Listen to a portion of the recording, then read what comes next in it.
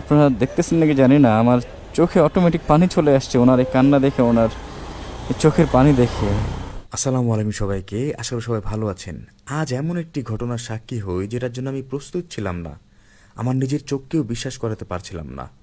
হঠাৎ আমার চোখ যায় রাস্তার অপর প্রান্তে। জীর্ণ শীর্ণ শরীর, হাত পা এমনকি পুরো শরীর কাঁপছে। হয়তো স্ট্রোকের রোগী হবেন।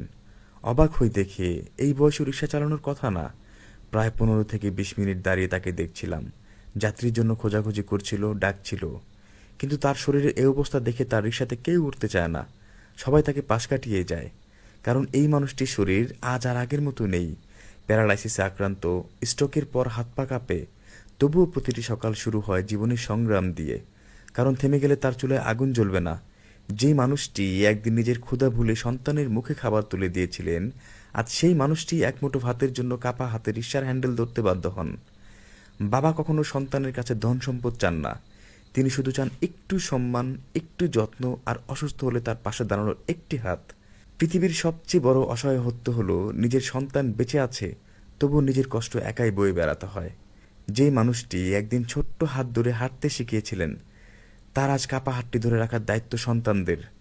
বাবা মার ঋণ কখনোই শোধ করা যায় না, কিন্তু তাদের শেষ জীবনের ভালোবাসা আর সম্মান দেওয়া যায়, সেই সুযোগ যেন অবহেলায় হারিয়ে না যায়। আজ আমরা তাদের সঙ্গে যেভাবে আচরণ করব, আগামীর দিনে আমাদের সন্তানরাও ঠিক সেখান থেকে শিক্ষা নেবে। একজন বাবার চোখের জল কখনো দুর্বলতার চিহ্ন নয়, এটি সারা জীবনের ত্যাগ, ভালোবাসা আর নীরব কষ্টের সাক্ষী। বাবা মা বেঁচে থাকতে তাদের মূল্য দিন, কারণ একদিন হয়তো অনেক কিছু দেওয়ার সামর্থ্য থাকবে, কিন্তু তখন আর তাদের কাছে দেওয়ার সুযোগ থাকবে না। একদিন নিজের ভুল বুঝতে পারবেন, তখন ক্ষমা চাওয়ার আর সুযোগ থাকবে না। আমার বাবা হোক গরিব, কৃষক বা অসুস্থ, বাবা থাকাটাই না ভাগ্যের বিষয়।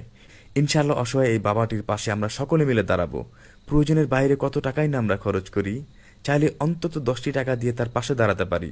আপনি আমি ভুলে গেলেও মহান আল্লাহ পাক আমাদের এই দানকে ভুলবেন না, কারণ আল্লাহ পাক কখন কাকে কোন উসিলা ক্ষমা করে দেন তা তো বলা যায় না।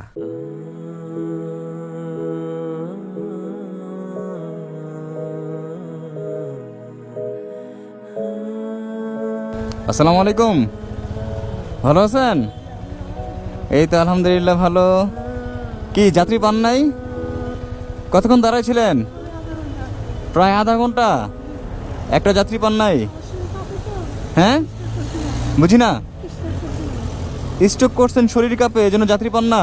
আল্লাহ, আমি প্রায় 10 থেকে 15 মিনিট ওইখানে দাঁড়াইছিলাম যেখানে আপনি একটু ভিডিও দেখলেন। দূর থেকে জাস্ট ওনাকে আমি ফলো করছি, বাট একটাও যাত্রী উনি পায় নাই। তো রিক্সা চালান কেন বাবা?